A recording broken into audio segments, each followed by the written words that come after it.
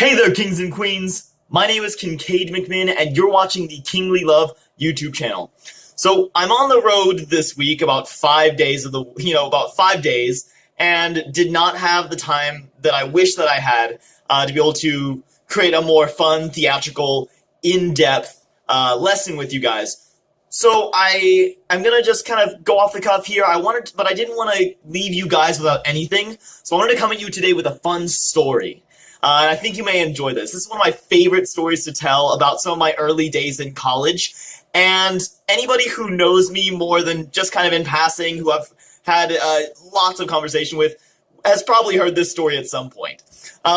It started back in my freshman year of college, and there was one day I was with my group of friends, and we were sitting at lunch, and I remember turning over my shoulder and seeing this girl there crying with all of her friends around her, and she was just sobbing. Something was wrong. I didn't know what, but something was wrong.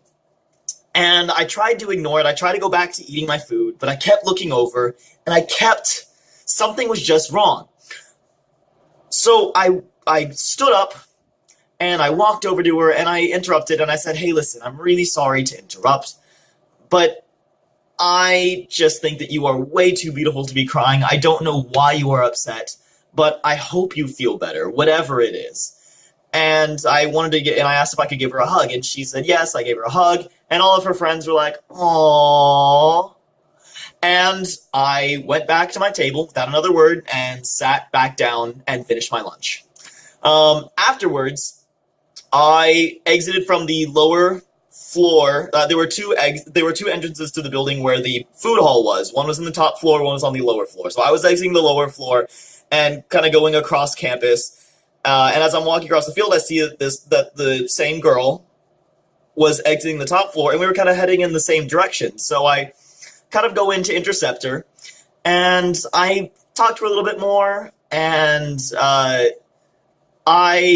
we were developing a little bit of good rapport, and I just mentioned, like, "Hey, I don't know if you ever want to talk more about what happened, but if you do, would you like to, have my number," anything like that. And this was great. I will never forget this. She leaned back whenever I asked this. She leaned back. She did one of these. She leaned back. She said, "Okay." She gave me the full up and down before deciding, "All right, yeah, let's do this." So about a week goes by. I go home for the weekend because I think it was a holiday weekend of some kind. I go home for the weekend, come back, and we have our first date. And this is a great first date, by the way, for anybody. And I highly recommend it. Cannot recommend it enough. Well, maybe not, and we'll get to why maybe not in a little bit. Highly recommend this, and it's to go sliding down a hill on some stupid cardboard boxes. I said, "Hey, tell you what, behind the freshman dorms is this really steep hill. Let's go down it, let's slide down, let's have a good time," even though it wasn't snowing or anything like that. It was steep enough that you could get a little bit of speed going. And so we did. We started off, and this was great. So we had a lot of fun. We go down, and we would start on the cardboard, like kind of on our knees, trying to like get some movement going before momentum would finally take over, and we'd be able to move down the hill. As soon as we, went sliding down the hill on our butt first, and then we kind of got to our knees, and we kind of got to our knees like propped up a little bit more, and then eventually we got the idea of kind of going down the hill.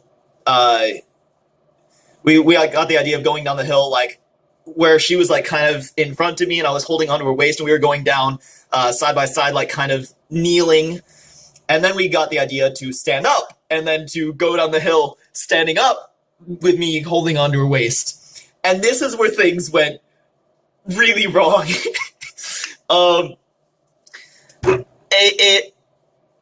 We were sliding down the hill. I'm holding onto her waist. She's in front of me. And the cardboard snags on a rock. And so the cardboard stops, but we don't. We fly forward, and she was in front of me. So my knee, this is my knee. This is her knee. My knee kind of takes her knee and drives it straight into the ground.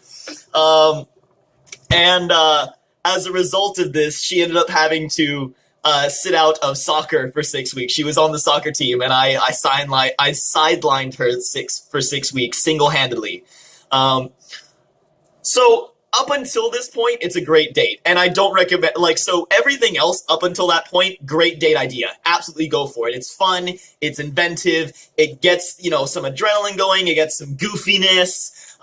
Great first date. Highly recommend it. 10 out of 10. Except for standing up, holding onto each other, trying to do like a Jack and Rose thing. Don't do that one. Anyway, so I end up slamming her knee into the ground. We try to play it off for a little bit, but eventually the pain starts getting real bad. Swelling starts to set in, and it's okay, we need to go back to her apartment. When we get to her apartment, her friends have already been alerted as to what happened, and they're making a very loud deal about it. They're like, how could you? How in the world could you hurt her? And then, oh my gosh, here, let me take care of her. And then very quietly, after they're making a big deal, they'll lean in close and be like, she's having a great time. Keep doing what you're doing. You're doing great. Oh my goodness. Here, let's get you some ice packs.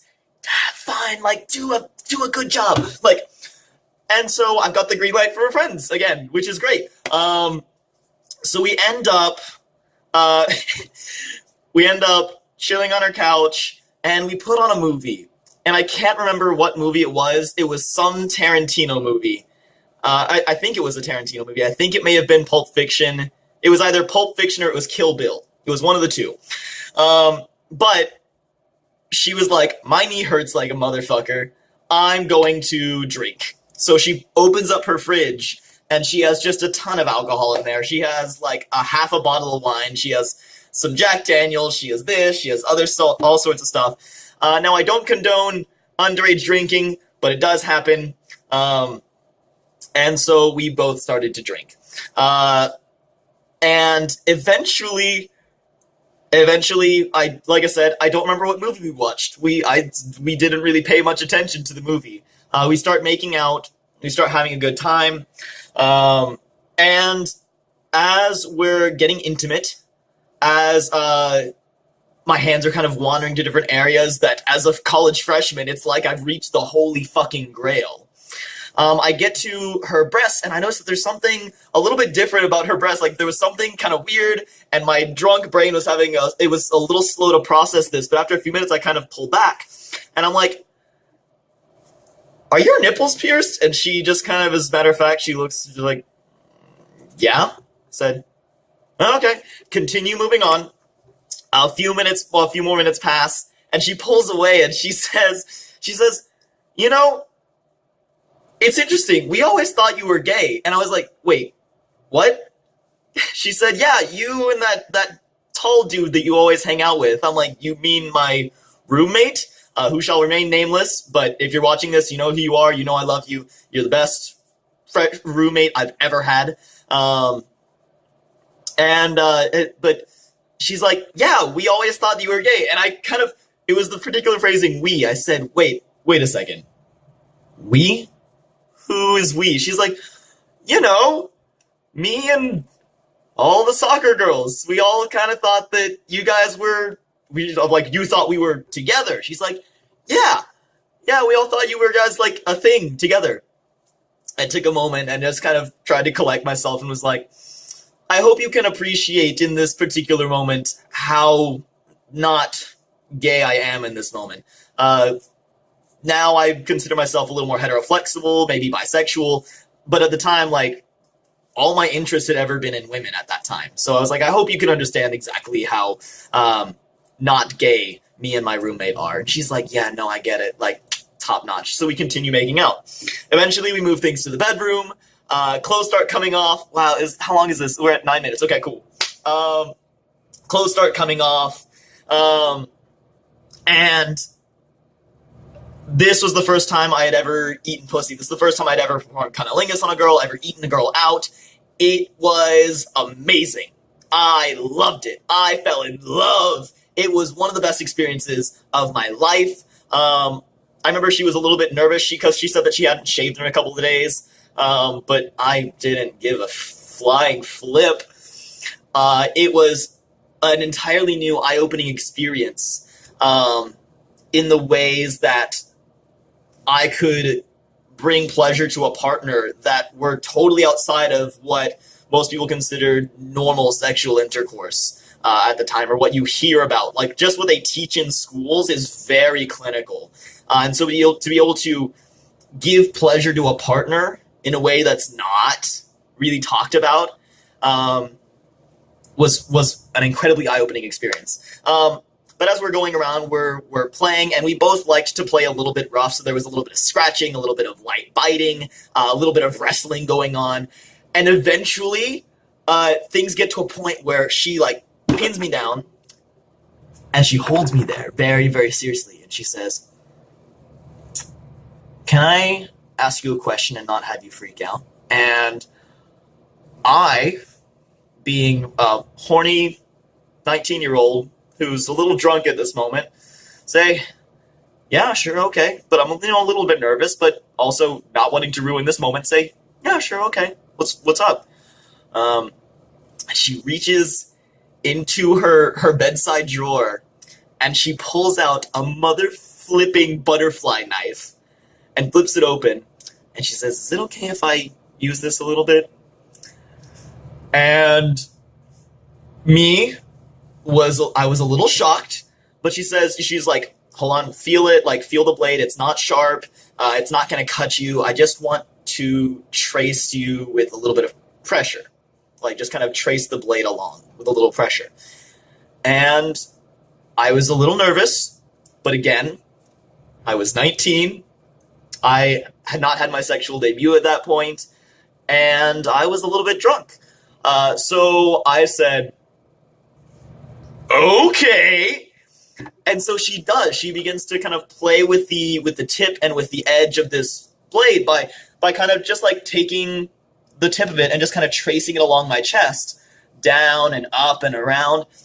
And I gotta be honest with you guys, like, it was a little crazy, it was a little scary, but it was also really exciting in a way. It was something totally new and totally novel, and to this day, nobody else has done that kind of thing or shown that level of boldness with me. And I really, really admire that, and forever will look back on this memory with so much, because it was such a roller coaster of a night, starting with the date on the hill, moving to the apartment, moving to her place, hurting her knee, the nipple piercings, the eating her out, and then finally ending with the knife play was one of the most wild rides of my entire life. And I love sharing this story. So I hope you guys all got as much joy out of hearing it as I always get out of telling it to people, because it's so much fun. And to you gorgeous woman, if you are still out there, know that, like, that night was so much fun. I hope you had fun with it as much as I did. It was really novel and unique, and I'm sorry that I hurt you, that I hurt your knee. And being a college freshman, I immediately developed feelings for this girl that should not have been developed at the time. And I have the hindsight now to recognize that, and so I apologize that I went a little, like, I started developing feelings and started, getting a little weird. It's what happens sometimes. But I sincerely I am so excited to share this with you guys. I hope you all enjoyed it. In the meantime, I will be back next week with something a little more theatrical and a little more in-depth and lesson planned. Till next time, love like royalty.